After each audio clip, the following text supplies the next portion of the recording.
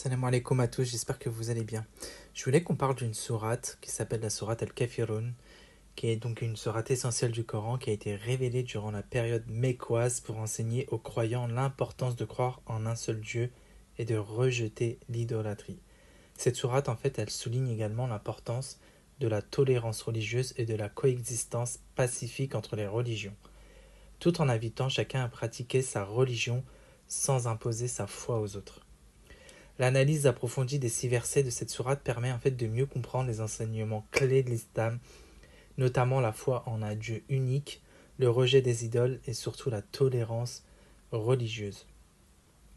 La sourate Al-Kafirun, en fait, elle tire son nom du terme arabe Al-Kafirun, qui signifie littéralement les mécréants ou les infidèles.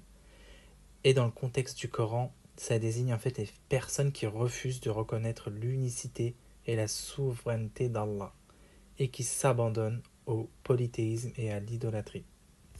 Il est aussi important de noter que la notion de mécréance dans cette sourate n'est pas utilisée pour inciter à la haine ou à la discrimination envers les non-croyants, mais plutôt pour souligner en fait la différence fondamentale entre la foi islamique et les autres croyances. Par exemple, le prophète Ali salatu wassalam était entouré de nombreux non-musulmans, y compris des chrétiens et des juifs, avec lesquels il entretenait des relations respectueuses et pacifiques. La révélation de la sourate Al-Kafirun est fortement liée à la période mécoise donc de l'islam, durant laquelle les premiers musulmans, notamment le prophète Ali salatu wassalam et ses compagnons, étaient persécutés par les polythéistes. Face à ces défis, la sourate Al-Kafirun a été révélée pour offrir un message d'espoir et de résilience aux musulmans. Cette sourate, ça rappelle l'importance de rester ferme dans sa foi en un seul Dieu et d'éviter de céder aux pressions des infidèles.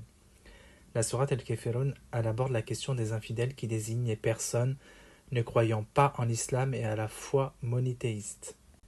Les enseignements faits de cette sourate, c'est la foi en un seul Dieu, le rejet de l'adoration des idoles, la tolérance religieuse. N'hésite pas à t'abonner à mon tout nouveau compte Instagram Entre Muslims 1 où je partage quotidiennement des rappels islamiques.